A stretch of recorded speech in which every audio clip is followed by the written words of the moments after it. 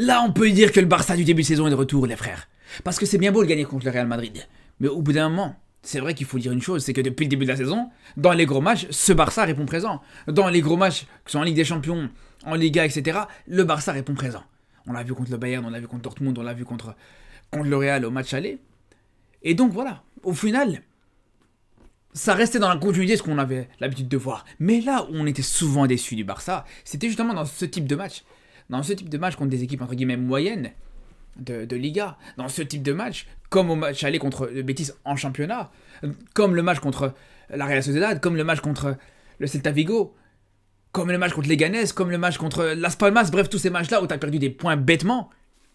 Et là, justement, là où tu as l'occasion justement d'affronter une équipe qui t'a pris des points en championnat. Là où tu as l'occasion justement d'affronter une équipe qui t'a mis en difficulté réellement. On se rappelle le Betis, dans le match contre le Betis en championnat, les gars, le Barça a énormément souffert. Et il faut même le dire. Il faut même le dire qu'avec le point du match nul, le Barça s'en sort même très bien, d'une certaine manière. Le Barça s'en tire très bien avec ce point du match nul. On se rappelle avec ce premier quart d'heure où le Betis enchaîne occasion sur occasion et pose beaucoup de difficultés à cette équipe du Barça. Donc là, justement, c'était l'occasion de voir où on en est. Où en était cette équipe du Barça, justement, depuis ce match-là. Et c'est là où on voit, en fait, tous ces matchs, justement, qui étaient décevants de la part des joueurs du Barça. Ces matchs contre des équipes à la portée du Barça, où tu as perdu des points bêtement, ben là, aujourd'hui, on peut le dire, je pense que ce genre de match, c'était juste des accidents, au final.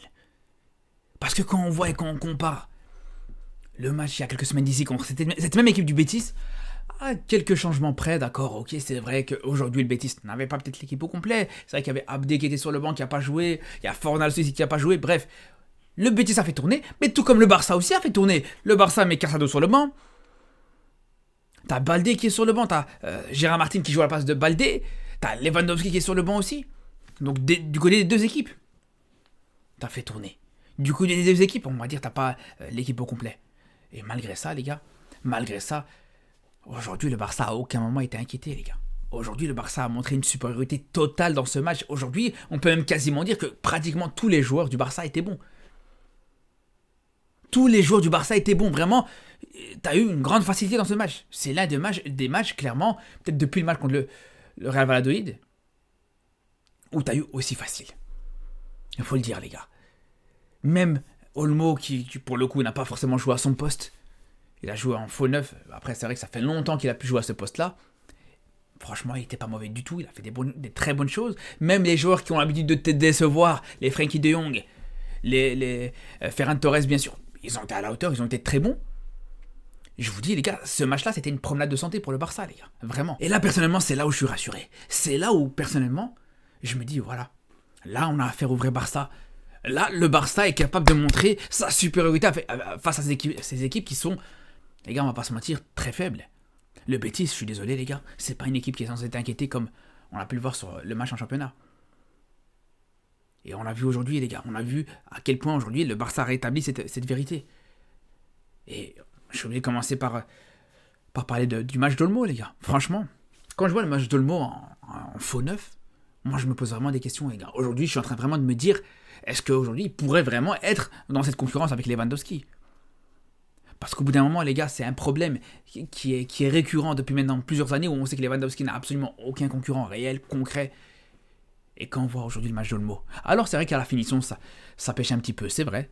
Il faut le dire, à la finition, c'était un petit peu compliqué. Mais à côté de ça, ce qu'il proposait dans le jeu, ce que Olmo a proposé aujourd'hui dans le jeu, rien qu'on regarde sur le premier quart d'heure, les gars, sur le premier quart d'heure, les déviations qu'il pouvait faire, la participation dans le jeu du Barça, la construction, etc. Vraiment, je sais pas si on a déjà vu Lewandowski le faire autant de fois depuis qu'il est arrivé au Barça.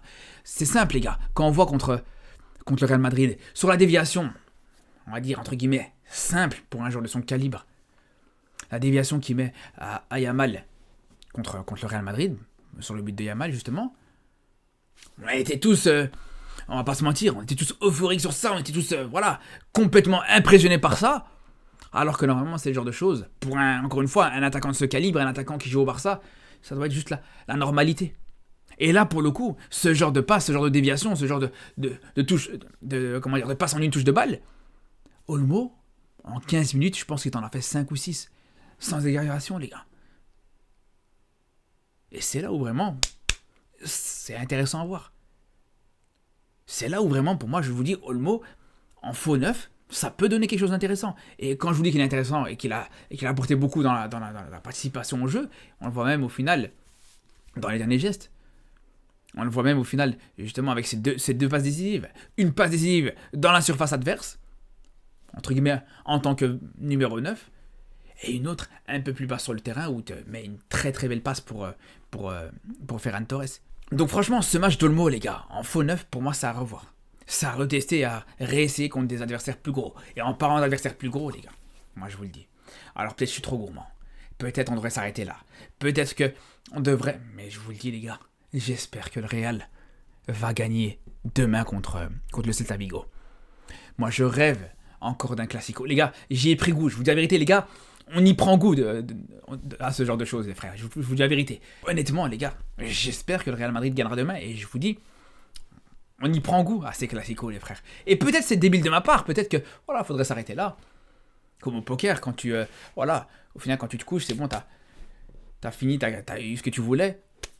Faut quitter la table au bon moment, faut savoir quitter la table au bon moment, vous allez me dire. Mais là, personnellement, je vous le dis, moi quand je vois la supériorité que t'as eue sur Dene Classico, quand je vois que même à 10 contre 11, t'as pas été énormément inquiété, et quand je vois justement ce carton rouge qui a peut-être même sauvé cette équipe du Real Madrid du drame, je vous dis, peut-être que je reste un petit peu sur ma faim sur le Dene Classico. Peut-être, c'est une erreur de ma part, peut-être que je m'enflamme un petit peu, c'est possible aussi, mais bref.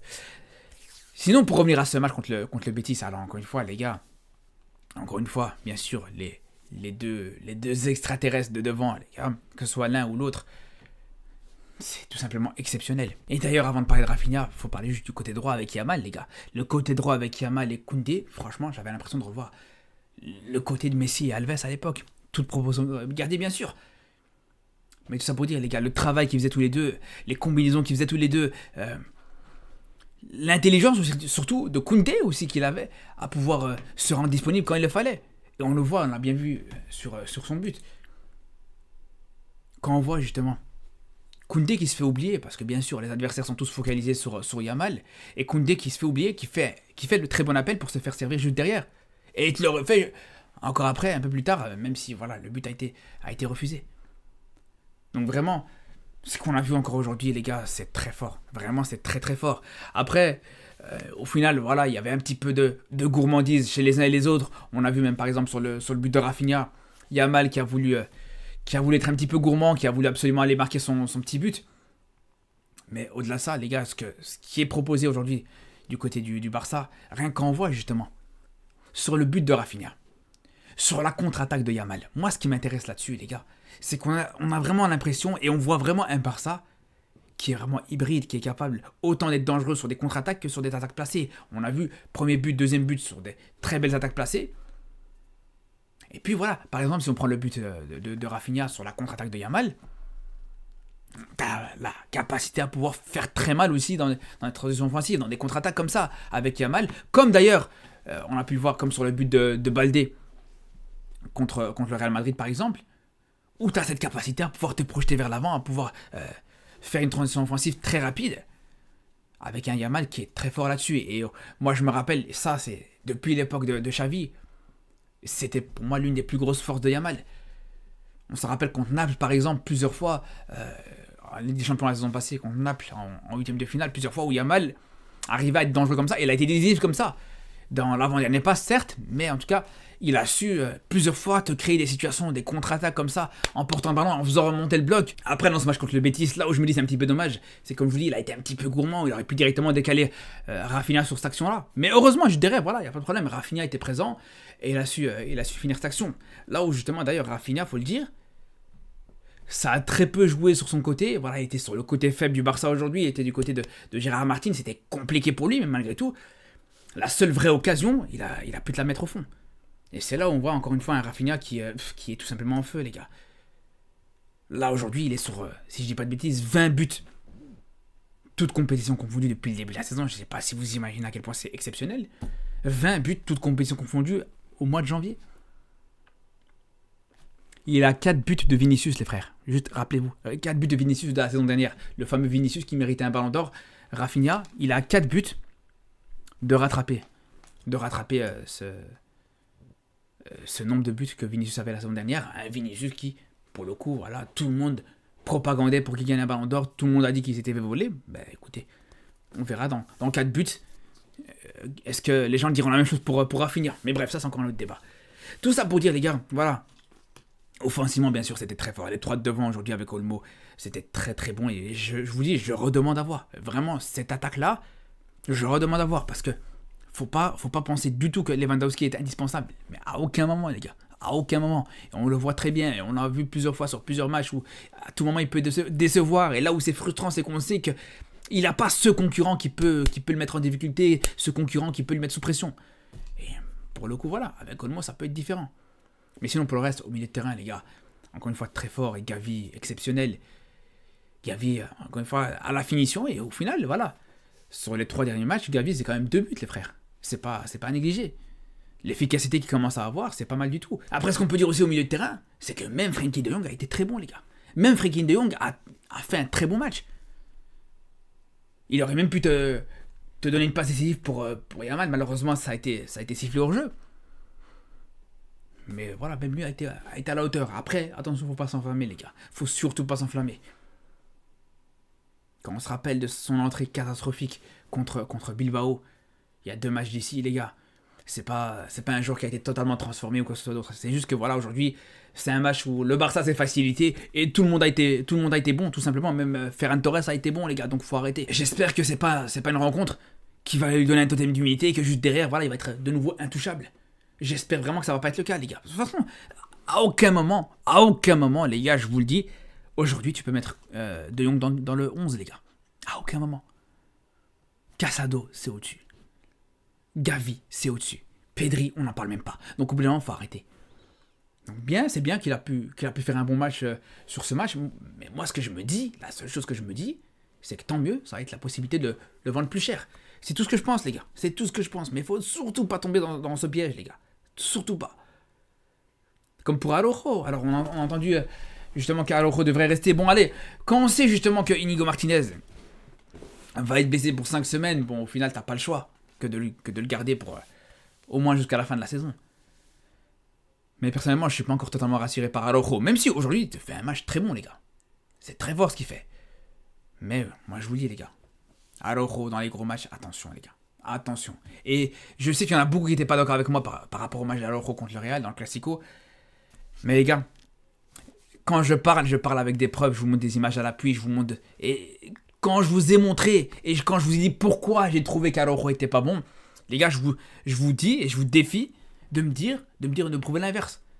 Je vous parle des duels qu'il a perdus, je vous parle du nombre de duels qu'il a perdus contre le Real Madrid, qui n'a gagné aucun duel aérien tout simplement.